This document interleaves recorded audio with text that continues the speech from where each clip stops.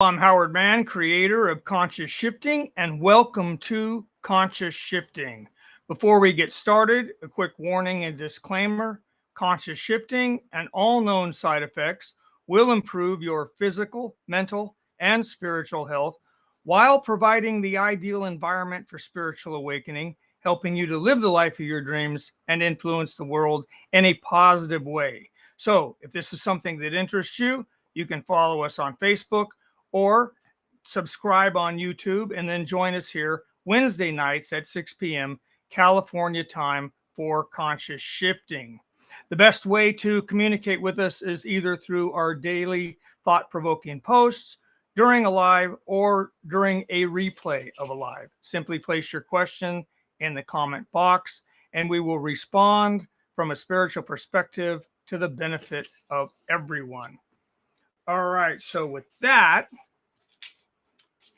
let's move on to I guess we need to get settled in, don't we?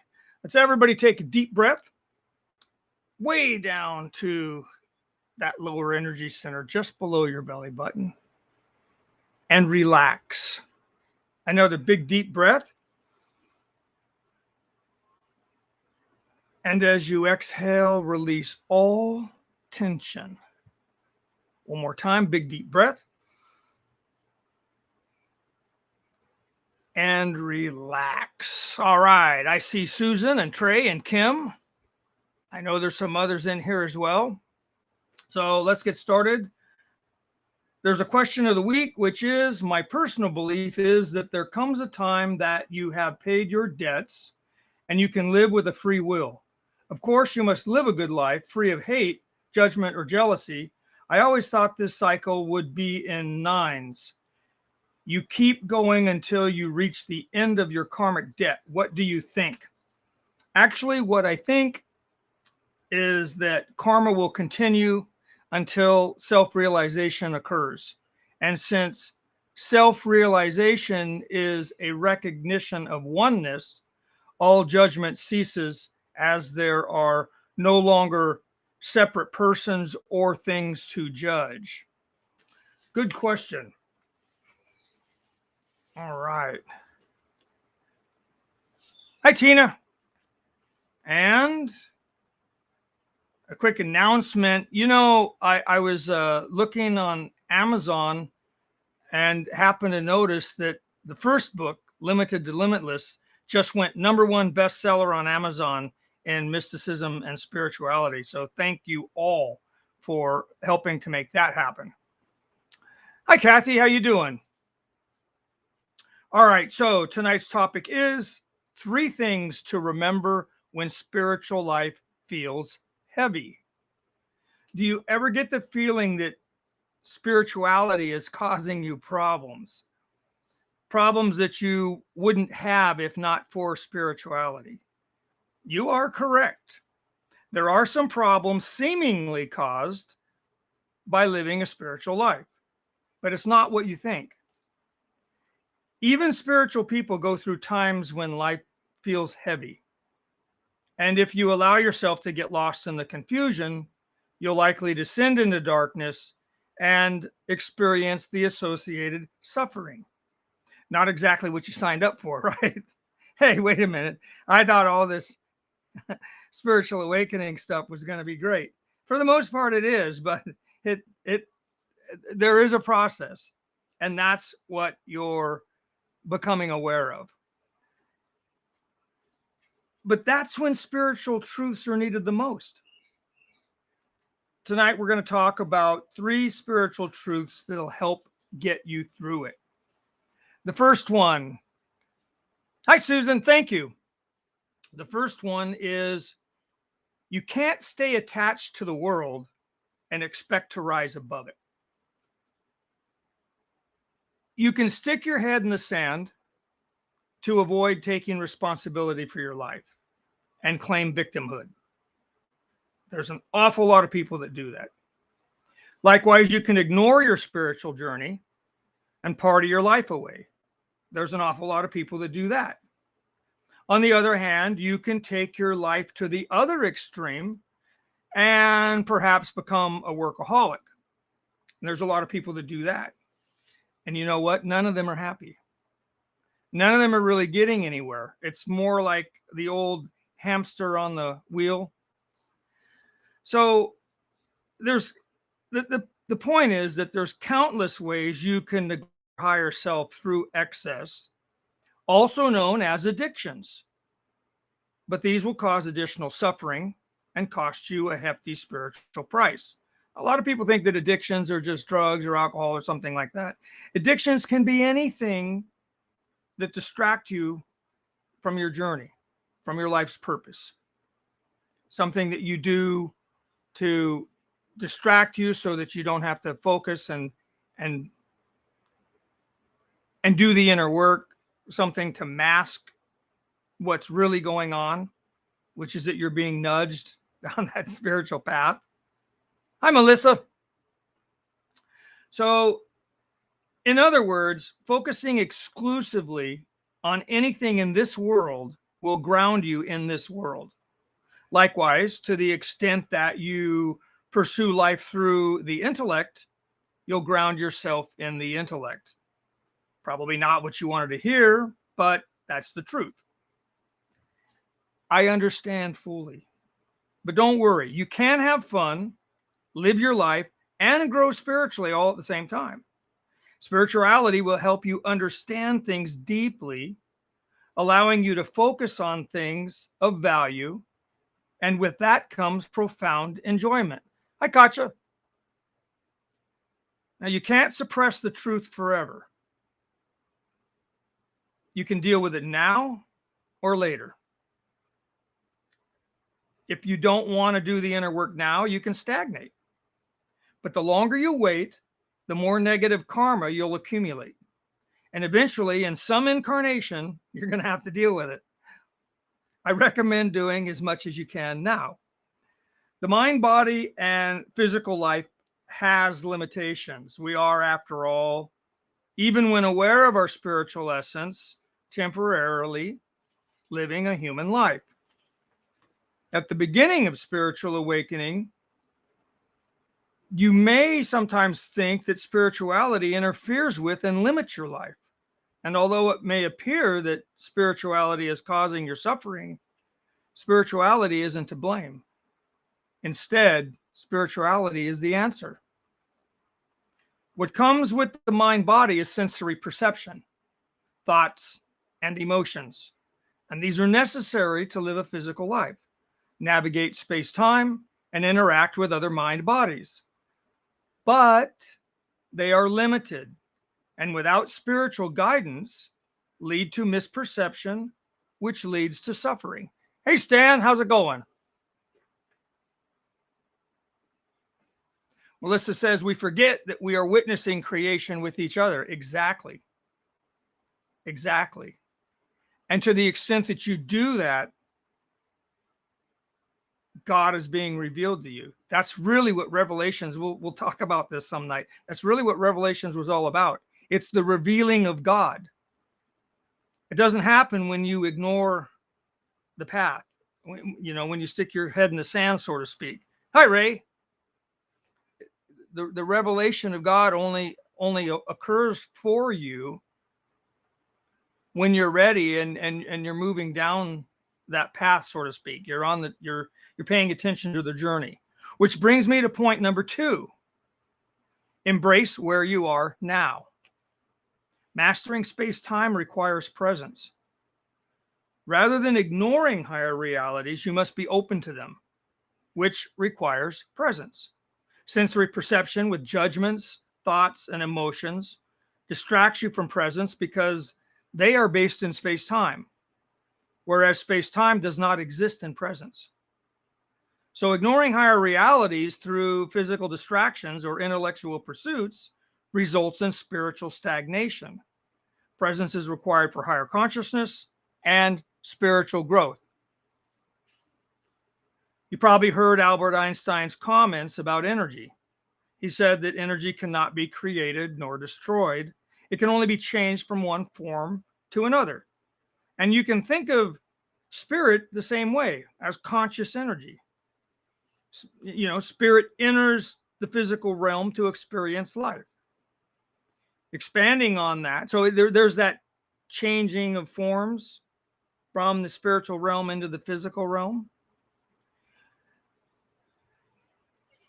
But expanding on that idea, you can visualize this realm, the physical world in which we live, as a room, the room of life. Your soul enters through a door into this room, moves across the room, experiencing life, and then exits out another door. What you do while you're here determines the value of your lifetime. And that's entirely up to you.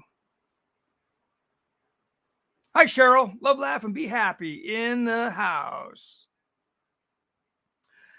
The point of coming here isn't to ignore life or higher realities, but to embrace both.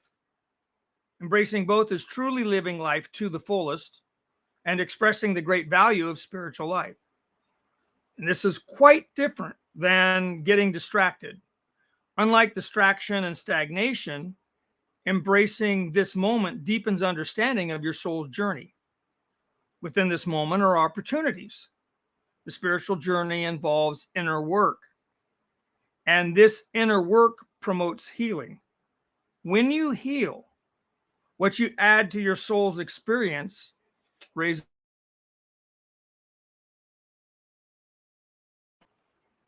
Your experiences are chapters in a story, but only part of the story.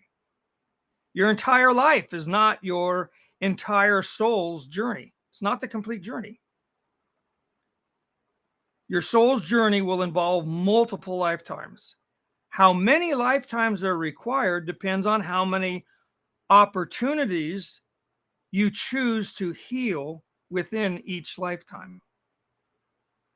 It's like the journey home is an undoing of what was done when we descended into matter and started identifying with the mind, body, and the physical realm, and accepting this as us, our thoughts and emotions as who we are, and this physical realm as the only reality that exists.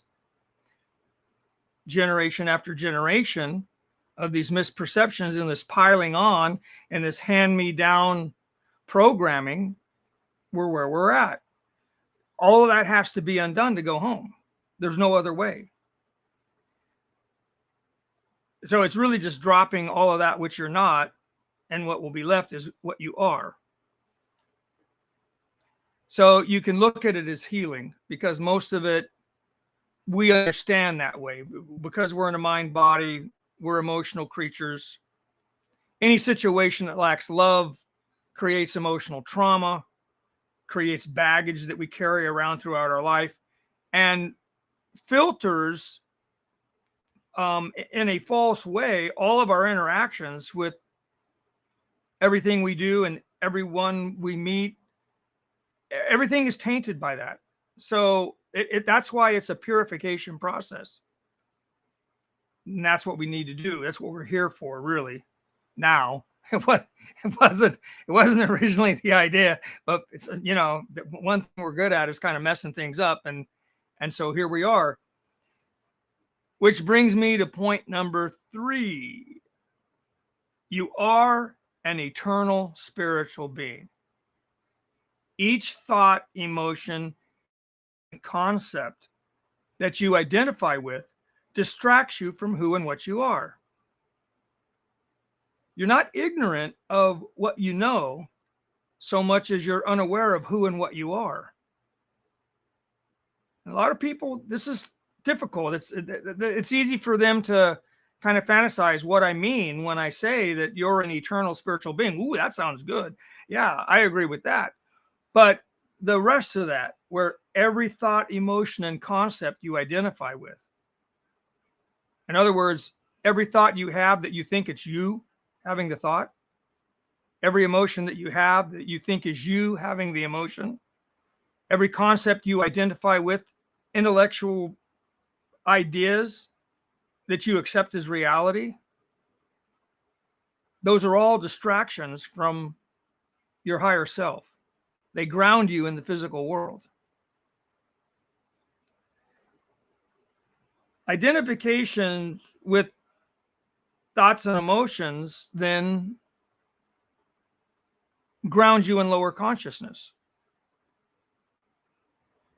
The thoughts and emotions rise from the ego. The ego's residence is in a very primitive part of the brain.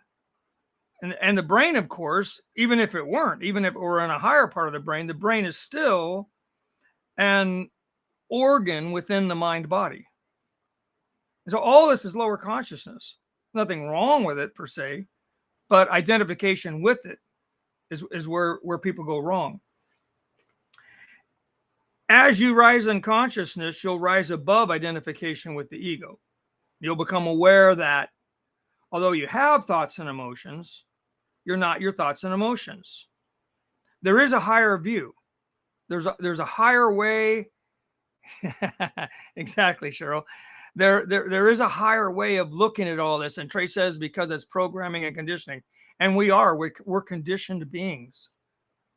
Right from birth, before we even realize what's happening, we come into this life and we're being brainwashed. And it just gets piled on throughout our life.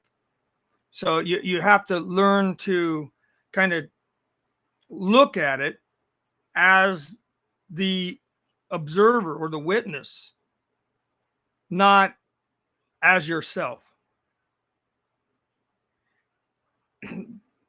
So in this higher view, then the question is, well, then what am I? Right? I'm sitting here and I'm looking at this physical world. And this is a little bit easier to understand. I'm looking at the physical world. I'm seeing it, I'm touching it, I'm moving around in it, but I'm not the physical world. It's a little bit harder when you start moving inward and you say, oh, I'm aware of these thoughts and emotions, but I'm not these thoughts and emotions. But you kind of have to do it the same way. I'm looking at them, so I'm not them, I'm something else. And then the question is, well, what are you then? Remember why you started your spiritual journey. I'm assuming everybody here going to a live like this is on a spiritual journey. Initially, you were, or at least you're resonating with it, which means you're becoming aware that you are on a spiritual journey. Everybody is, whether they realize it or not. And there's no other way. You're a spiritual being. This is a spiritual experience. It can't be anything other than that. But initially, you were open to the possibility, that is when you started your journey, that you, again, at least open to the possibility that you were something beyond all this. But so you started down this journey and you started learning things and you started incorporating them into your life and you started rising in consciousness. But a lot of people stumble. Life has a way of doing that. And that's those distractions that I'm really trying to focus on here that ground you into this physical life.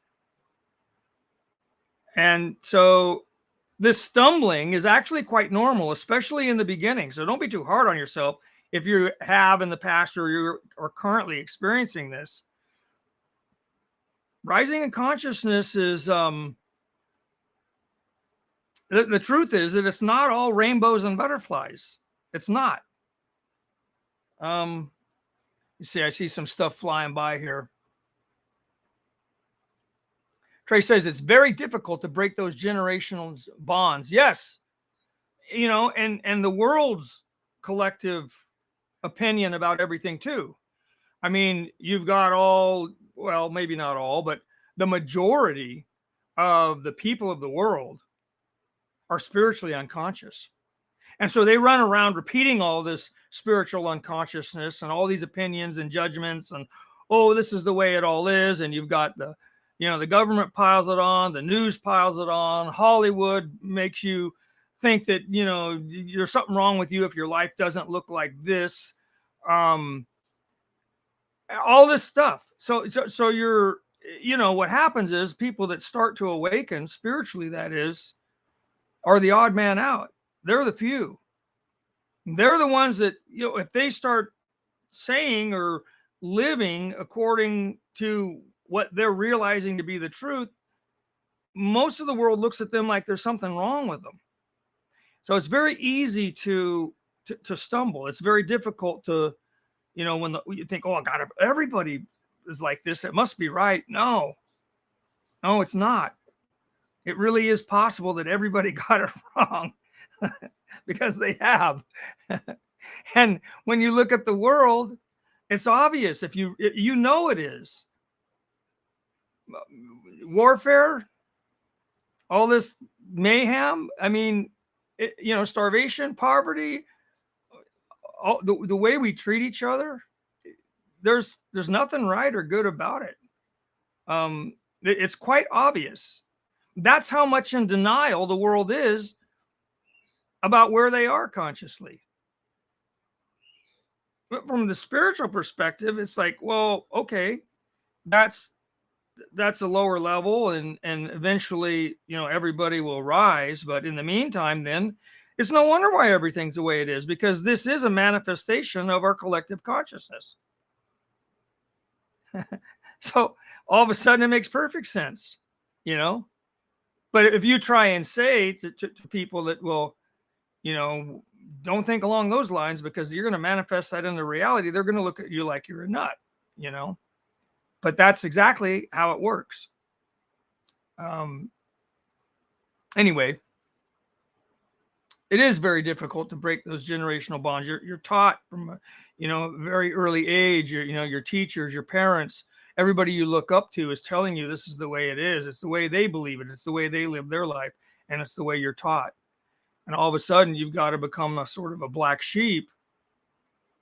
If you're going to awaken. The funny thing is, though, you may find that when you're not being judgmental about it all, when you ask, if the conversation comes up with your friends or family, whatever, and you ask an honest question or just the way you live your life, people recognize that on some level as the truth and will start awakening themselves. There's this kind of a vibe that people are attracted to, and there's this chain reaction. That's kind of what's starting to happen, and that is how all this is going to get straightened out. Melissa says we divided intuition and impulse and instincts when it really isn't that. Intuition is the appropriate response after taking into account for your impulse and instinct, then the reaction, our ego personality. Then the confirmation bias of our superego kicks in. Yes. If your awareness of self and assess that, then you are stepping into your highest self or soul. Yes. Yes, exactly. You just observe all that. And, my general go-to is, Spirit, how would you have me see this situation? What would you have me say? What would you have me do? And then I just do it. I don't question it anymore. There was a time when I did. I don't question it anymore. And it works, and it works really well. But that's exactly how you ascend into higher consciousness. It begins with simple observation of what is, in a non-judgmental way, but in a very honest way too. Is this of spirit? Is this for the greater good? Or is this something else? Cheryl says, these struggles make me grow spiritually, always. Indeed. And in the worst times, what you'll find when you look back on them was the biggest growths in spirit and the biggest opportunities. The bigger the lesson, the more potential there is for that growth spurt. It's just how it works. So at least when you started your journey, you were open to the possibility that you were something more than all of this. And having these conversations is kind of evidence of it, isn't it? Because you get this. I know most of you get what I'm saying. at least part of it. And so there is this higher view. It's self-evident. The spiritual journey is one of self-discovery. In other words, self-realization. And to self-realize, all the false beliefs you hold need to be purified. And this gets messy. You can look at it like healing or purification, but it gets messy because all that stuff comes up. And that's what you're seeing in the world. The process has begun. The process has begun. We are in some very unique times, which I'll get into in this next book, and we'll talk about in some of these lives. But there's some things going on that are not normal, and in some ways never seen before in recorded history. And so in that, the potential is huge. But the thing is that, you know, whether you look at this as healing or purification, the first thing is to realize that you have emotional wounds. You know, when somebody says something or does something, or you see something and you have this strong reaction, you know, really judgmental about it, that the stronger the negativity, the stronger the emotional wound you have associated with that, and it's somehow triggering you.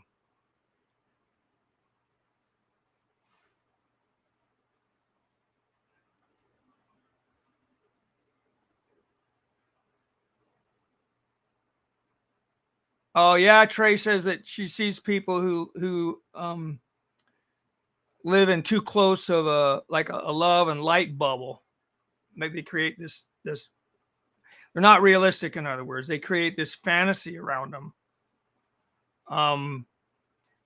and they fall apart when life gets hard, and that happens a lot. And then they distrust spirituality when it wasn't really spirituality that was the problem.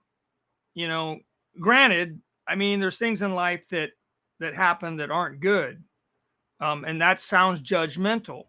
But when I say that, what I mean is it's not for the greater good. Most of what happens on this planet at this time is not for the greater good. And that's not being judgmental. It's a fact. It's not for the greater good. It benefits some at the expense of others. Almost everything that goes on. What you're really talking about is this predatory behavior. Now, people aren't that honest about it, but that's exactly what it is. And so, you know, yes, you should treat everybody in a loving way, but that doesn't mean be gullible. It doesn't mean let people destroy you. And it doesn't mean create this fantasy where just because you get it and you live in this little fantasy you've created for yourself, that where it's all love and rainbows and butterflies and etc., that when you come into contact with people in the world that aren't at that place, that then there's conflict. So in that situation, it's not so much that it's a little bit different than a really traumatic emotional wound that's being triggered, but it's still a falsehood. And so when it's confronted with truth, which unfortunately at this time, the truth is that there's a lot of people in the world that operate in these lower levels of consciousness, and they do horrendous things. The spiritually unconscious are capable of anything. And we just have to accept that that is the state of the world at the moment. But it won't always be, which is really what the awakening is about.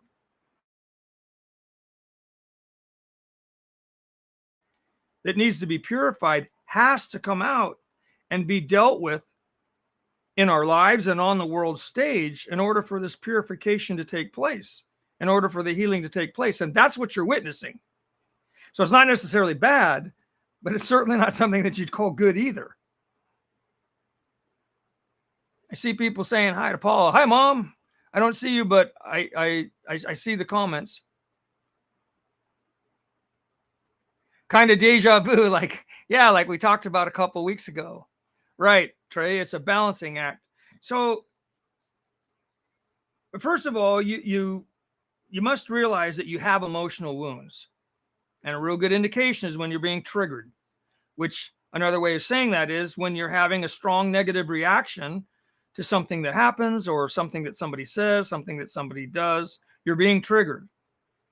They can do the same thing, and it may be inappropriate, it may be hurtful, it may be destructive, but you don't need to get all charged up and feeling aggressive or retaliatory about it.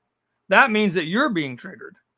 So their emotional wound is now triggering your emotional wounds, and you're sharing this, and it just piles on. So that's the first thing. Understand that you have these emotional wounds, you have these false beliefs. And next, understand why they are false. Because a lot of people talk about forgiveness and letting go and all this kind of stuff, and this is all critically important. But if you don't understand why they're false, it's kind of hard to do that. In other words, if somebody says something really nasty to you or does something, they betray you in some way, they're really hurtful. If you don't understand why that's not true, it's kind of hard to let it go, because if you don't understand why it's not true, you might think that it's true or partially true. And it just hurts even more. But see, so yes, you have to understand your emotional wounds, but then the next step in the process is to, understand why they're false. And then you can let them go. And then you can forgive. And the thing is that they're incorrect because they are lies about who and what you are, going back to the beginning of this point number 3, which is critical. You are an eternal spiritual being. Anything to the contrary is then false. If you're an eternal spiritual being, then you can't be the subject of these rude comments. You can't really be hurt by other people. You're an eternal spiritual being. You get that? The mind body is just something you're temporarily in. Yeah, it has thoughts and emotions, and it doesn't particularly care for that kind of stuff. And yeah, it may not be for the greater good. And it certainly says something about the person projecting that kind of pain onto the world, that how much they must be hurting to do that to somebody else, or to want to do that to somebody else, whether they do it consciously or subconsciously. But it's false. It's a lie. And false beliefs can be passed down from generation to generation. It happens all the time. They can also be something that you've created during this lifetime. That also happens a lot. Hi, Tammy. Hi, Nellie. Nellie says that she's being triggered by a one that is just like one I had experienced. So I'm guarding against this person, understanding my emotional wounds and reactions. I feel aware, therefore. There you go. But that triggering, I mean, to really get to the heart of it, we'll do some lives on that where we go step by step, different ways of doing the inner work. But, in a nutshell, in this live, it has to do with the fact that you're an eternal spiritual being. So anything that anybody does or says contrary to that is a lie. It's not a reflection of you, it's a reflection of them and where they're at and where they're hurt and how they're projecting that pain. It just happens to be you because you're standing in front of them. But when you understand that, then it's then the possibility of letting it go and forgiving. They can't help themselves. That's the level of consciousness they're operating from. And until they rise above that, that's how they're going to be. The only thing you can do is treat them with love in the best way that you can. I'm not saying accept or condone the behavior, but Still try to handle the situation with love to the best that you can. But know the truth that you are an eternal spiritual being. And what they're saying is a lie. Don't take that on. Don't absorb that toxic energy, because it'll damage you. And you'll end up in this wallowing in the same lower level of consciousness that they are. And I'm sure that's not what you want. So either way, whether these are something that you've learned because it's just generationally been passed down, or you've been taught it, at school or from Hollywood or wherever, or it's something that you've come up with on your own. Either way, these are stored emotional traumas which function as spiritual blocks. For example, many emotional wounds stem from a false belief, and I'm going to hit some nerves here, but because this is a huge area. Many emotional wounds stem from a false belief that you're not worthy in some way, or worse, that you're not lovable. Now, you may not understand the triggering in this sense, but if you're really being hurt by something somebody's doing or saying, what you're really saying is that you're not worthy or you're not lovable in some way, and they're calling you out on it, and it's a lie. That's what I'm saying. You see how messed up it gets when you get into the ego?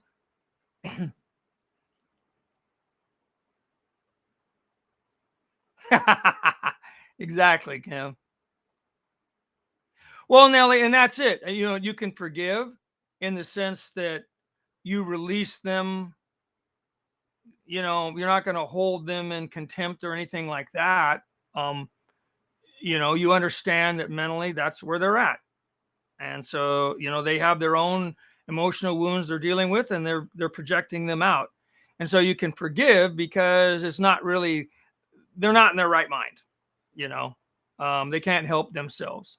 But that still doesn't, that's what boundary setting's about. It doesn't mean that you got to hang out with the person.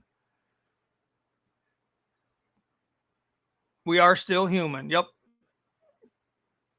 There you go, Kim. Your space needs to be sacred, especially at this time. The world is becoming a weird place. We will be talking more about that.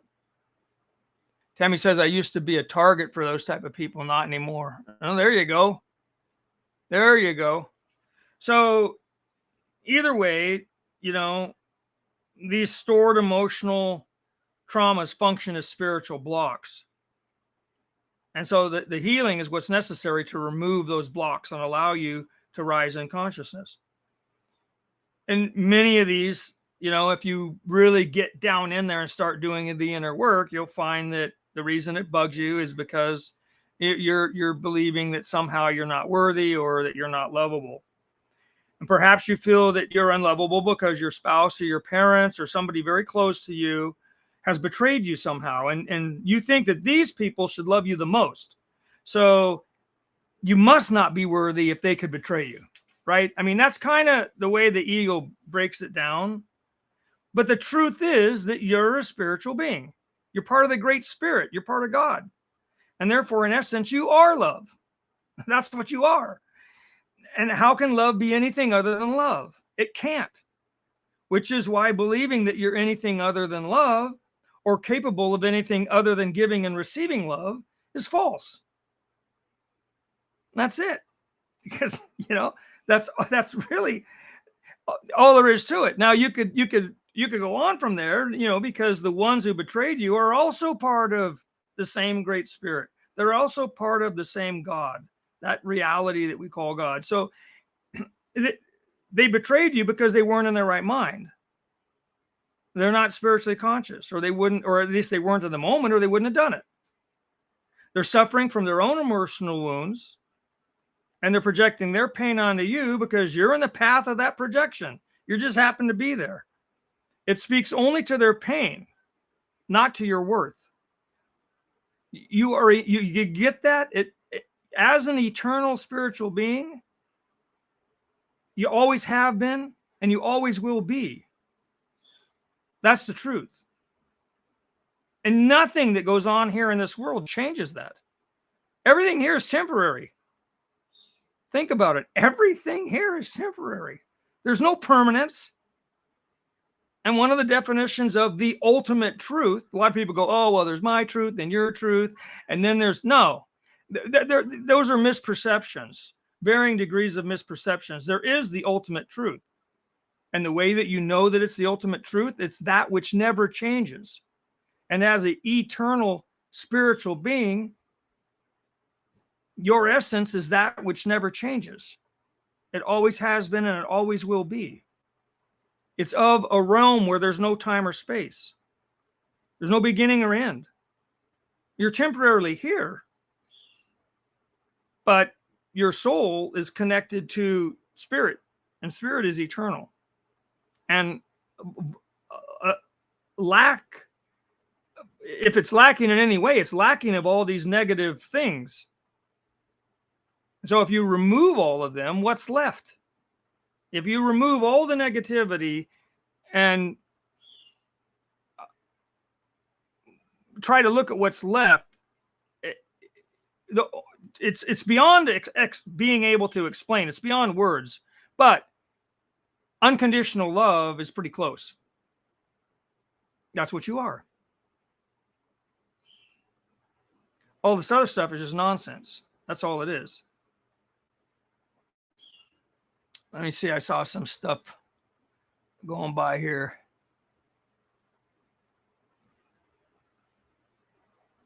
No one is living in my mind rent-free, Tammy says. There you go. Kathy, you do not have to allow anyone in your life if you're not comfortable. No. You set your boundaries. And another way of explaining boundaries is what and how much and when you allow it in your life. Those are boundaries. And it's based on what's good for your physical, mental, and spiritual health. That's called self-care. It's right up there with, diet, exercise, right? Boundaries. Melissa, I need to step away. I appreciate your space here. Thank you always for speaking from your heart. Well, you're quite welcome. You're quite welcome.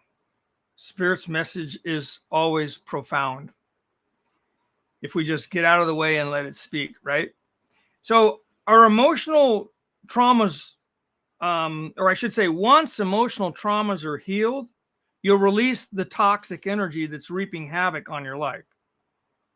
Some traumas are simple, and some are quite complex. But until they're healed, you'll experience pain and confusion. That's how you know that you're being triggered and you have emotional traumas or wounds, because you'll experience them as pain and confusion, basically suffering. And a lot of people mistake this as they say, oh, this is just how life is. Well, it's common, but it's not just how life is, as if we don't have a choice. We do. It's only common in lower consciousness. And the higher your consciousness, the fewer the problems you'll have, and the better you'll handle the ones that you do have or you do run across. Your spiritual journey is yeah, isn't that great, Cheryl? What and how much and when? That's how you define boundaries, and you decide that. You decide that. They're your boundaries. Kim, as a woman, that may change daily. Just saying. That's funny. Oh, I better stop laughing. Okay, so your spiritual journey is a journey through time, but it involves healing throughout time. So as you heal, you'll experience healing in the present. However, because healing is done on a spiritual level, and spirit is not limited by time, you'll also heal the past and the future. And I'm not just talking about your timelines. Your timelines are all the if you could draw lines to all the moments in your life, past, present, and future. Those are your timelines. And then you have multiple lifetimes. So those are also your timelines. But this healing that I'm talking about, it's not just your timelines. This is where it gets beautiful, because we're all connected spiritually. And this is a little bit of confirmation in real life that demonstrates how connected we really are. So karma is shared by all involved throughout all time. Therefore, everyone connected to karma from the past leading up to the present will experience healing when somebody involved with that karma heals. So people in the past who contributed to the pain and karma of people who eventually contributed to your pain and karma will all experience some healing as you heal. You get that? Healing is timeless. It literally goes back into the past and repairs where there was damage. You can't undo things that were done, but you can heal them. It becomes meaningful and it becomes part of the human experience and part of the record, part of the truth unfolding, part of the expression of who and what we are in this process, all these truths being revealed, like spirit expressing itself. Spirit is truth. And so all these things being expressed are in effect spirit. It's consciousness expressing itself, spirit expressing itself. And because spirit consciousness exists in this timeless realm, it works this way. And we're all connected. We're all of the same spirit. So you see, are you starting to connect the dots? So the present moment where you're at right now is the PowerPoint. And all these timelines shoot out in all directions, past and future, from this moment. This moment is the only place that healing can take place.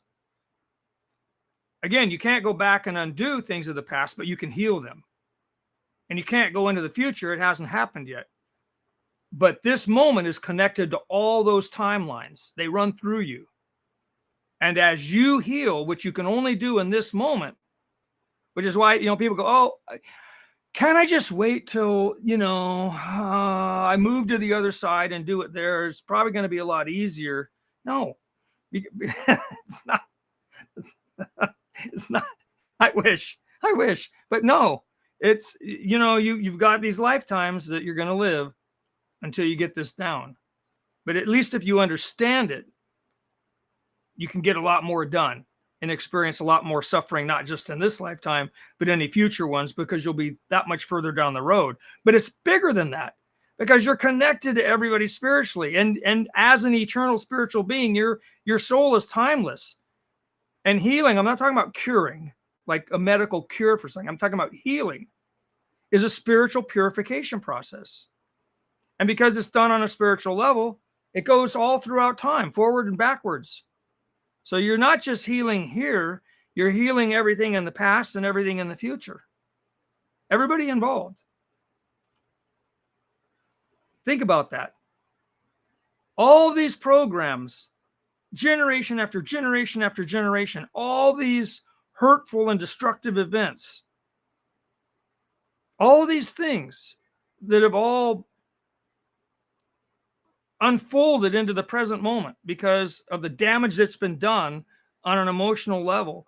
People projecting that pain can be healed in this moment, and it goes back and straightens all that out.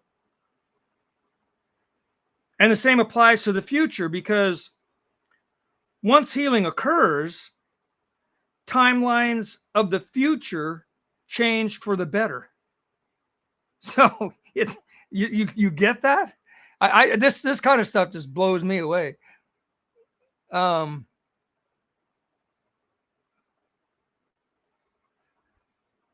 Yeah, the 12 steps. There you go. Yep. That program applies to so much. So much. It's a great program because it begins with there's a higher being. That opens the door for the healing process. You get that? So healing is a spiritual purification process. Until you open yourself up to the spiritual realm, you're not going to heal because you're denying that it even exists. Oh. Hi, Carrie. Healing is timeless.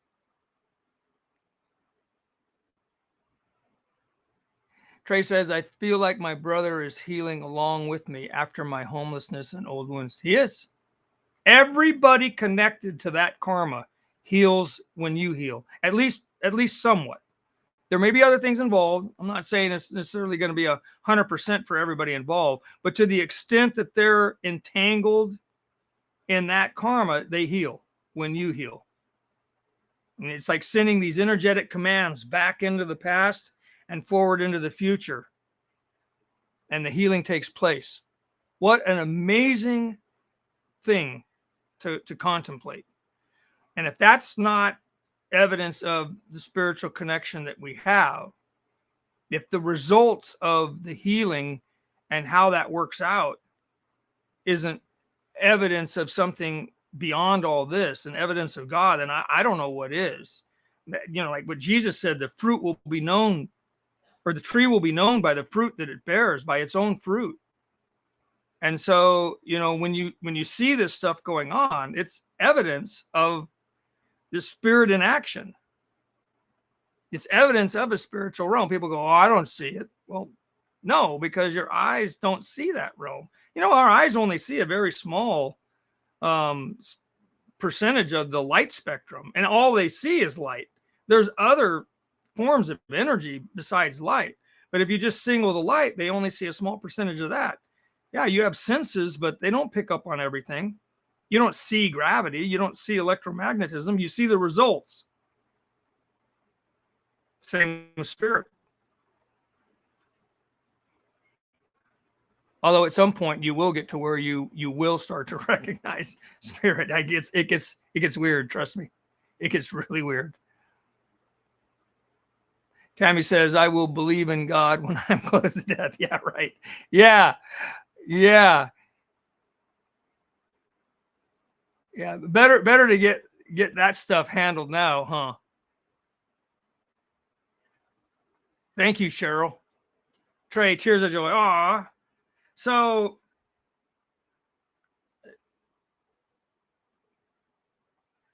all this stuff can be healed by something you do in this moment. That's how powerful spirit is.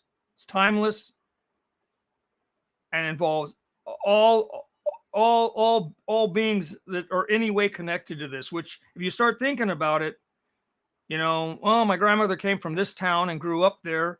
Everything that went on in that town is connected to it. And all those people, their ancestors grew up in other towns. And you see how it's worldwide. It's worldwide for the most part. So you have the power to heal your ancestral trauma. You have the power to heal your descendants' karma and all those associated with them, past and future. And you do this by healing yourself in the present. You are an eternal spirit. But through physical life, you leave something behind. What you leave behind are energetic imprints or commands projected into space-time. Think about that one. So you have these people that are doing these hurtful things. They're projecting their pain onto the world. As a spiritual being living a physical life, you project energetic commands into space-time. That's what you leave here. So you can be dead while alive through spiritual stagnation. You get that? Because your energetic commands aren't really helping anybody. Or you can live beyond death as an immortal healer because of what you did while you were here. Mastering the journey is expressing your spiritual self throughout the journey, and you are more than worthy. All right, so I hope that helps. And we better get moving here to a healing circle. It's getting late, I know.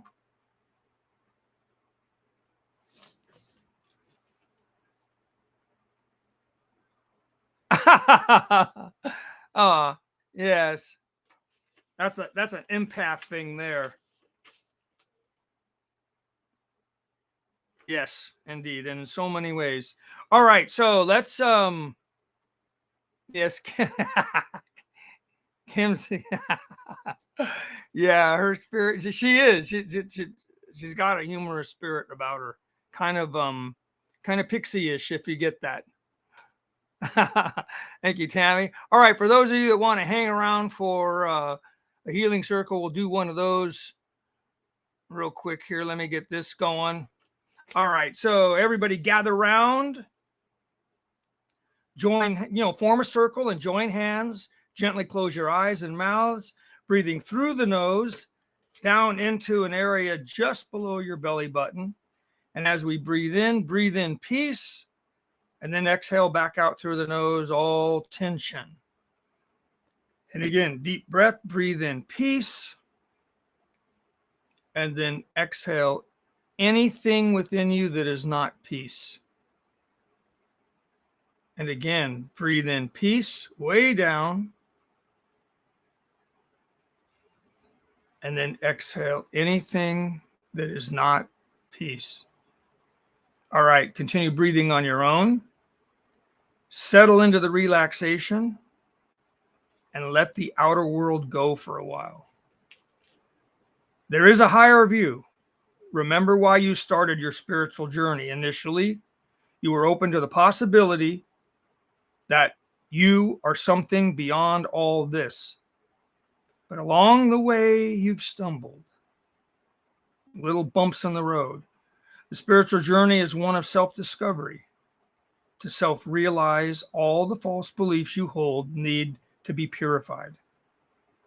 Emotional wounds stem from a false belief that you are not worthy in some way, or worse, that you are not lovable. The truth is that you are a spiritual being, an eternal spiritual being. You're part of the Great Spirit. Therefore, in essence, you are love. How can love be anything other than love? It can't.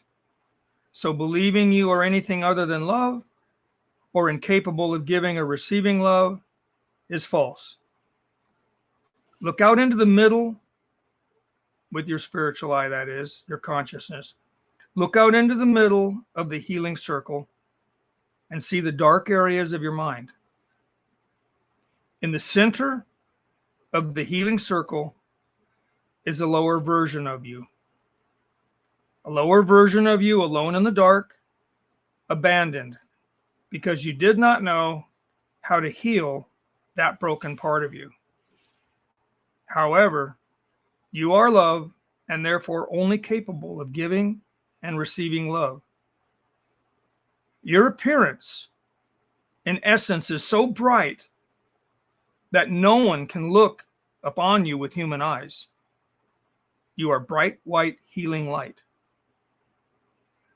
Magnificent, radiant being.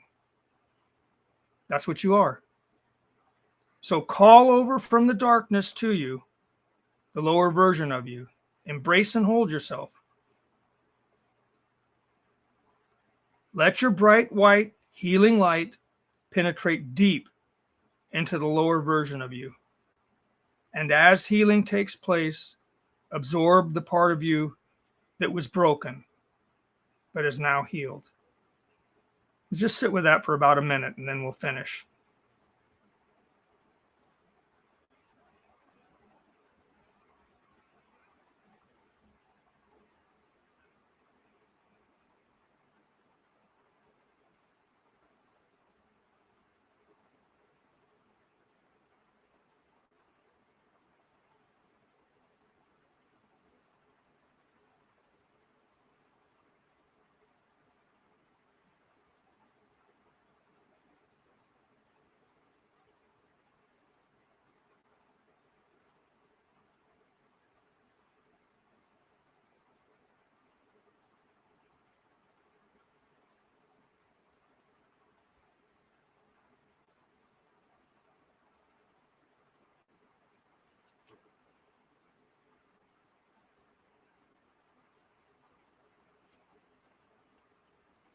Okay. You are becoming whole again. The illusion of separation is beginning to be reversed. Your ancestors and descendants are receiving healing. You are awakening. You are love, and therefore only capable of giving and receiving love. Your appearance is so bright that no one can look upon you with human eyes. You are bright, white, healing light. And now, together, let's shine that healing light onto the world. And so it is. All right, slowly open your eyes.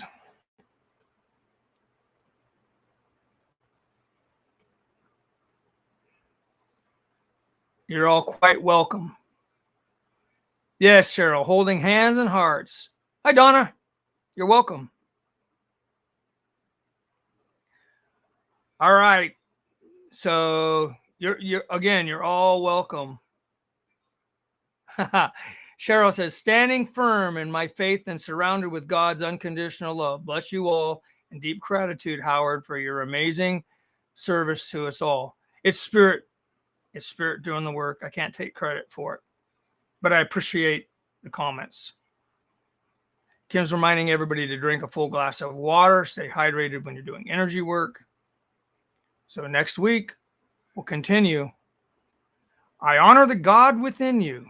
And remember, until the next time, the only way to bring about the greater good is to be the greater good.